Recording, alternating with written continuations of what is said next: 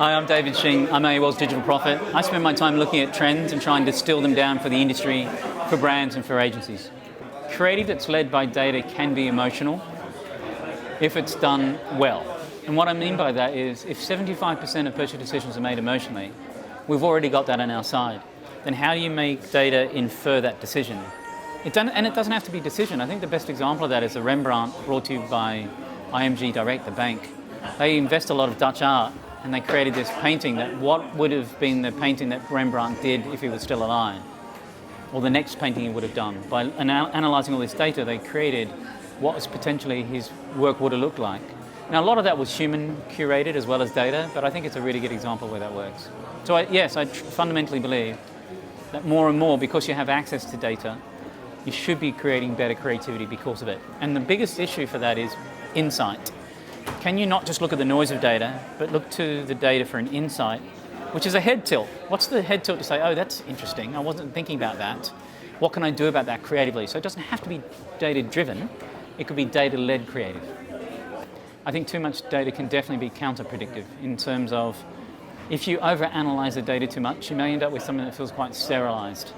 Part of that today is as you wander around the landscape of your screens, a lot of these ad formats follow you, and that's behavioral retargeting. That's okay, but a lot of times I may want to opt out of it because I purchased the product. So at the moment we have data that's sort of indexing the creative, but we also need the format to also catch up with where the data can be inferred, because otherwise it looks too predictable.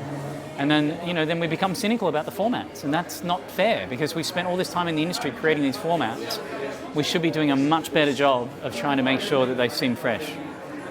Artificial intelligence is currently a topic that's very popular for a couple of reasons, and so it should. Because the truth is, if you do it right, you move away from machine learning, which is what people think it should be. So you start with a little bit of information, you grow your knowledge base out, and then that starts to become relevant. But it doesn't, because people will see through it. You have to invert it, and you need to give people a wide, broad context, bring them into, narrowcast it into absolutely what are they looking for, and then you hand it off to the humans. The challenge is you have to do that hard work. The problem is that we don't flex that muscle enough anymore. We expect the machine to do the hard work for us, but you've got to do all the hard work first so your job can be lighter in terms of better engagement. It has to be inverted. Now, I also think that artificial intelligence designed to do things and update things in real time is a beautiful way of sort of meeting people at a moment that they need to be met.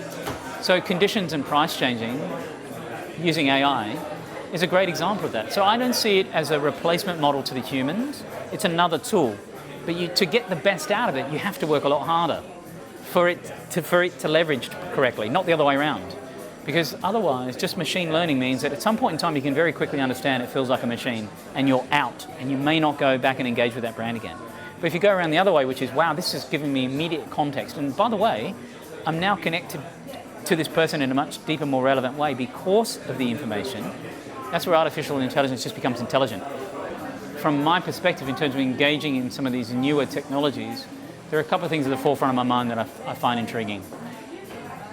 If we're going to go to the world of autonomous driving, singular autonomous driving, meaning my car drives me, we already do it in planes, we already do it in buses and trains, but the idea of transport for singular families, etc.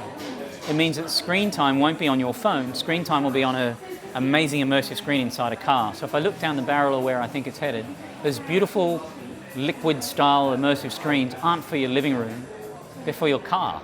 And that becomes a better way to sort of think about what that information architecture is. So you've got two things going on. You've got this incredibly different format that none of us have ever seen or experienced before, not iterations on cinema, but iterations on the way we collect information, so seismic screens, some miniature screens, and how those two interplay is probably the most exciting thing for me at the moment. It's less about iterations on 5-inch, 4-inch, 3-inch, and it's less iterations on 72-inch, 60-inch, 40-inch. For me, it's about these immersive screens connecting these smaller screens, and in fact, take away the screen and you've got these transparent, invisible interfaces. So if all this connectedness is creating convenience, what am I going to do with that spare time? And that's when it comes back down to, well, how am I going to engage with people, and how am I going to engage with brands because I care and consume them, and how do I just engage in society when I have less time because there's all these things doing things that are more efficient for me? Yeah, dude, they're the sort of things I'm thinking about anyway.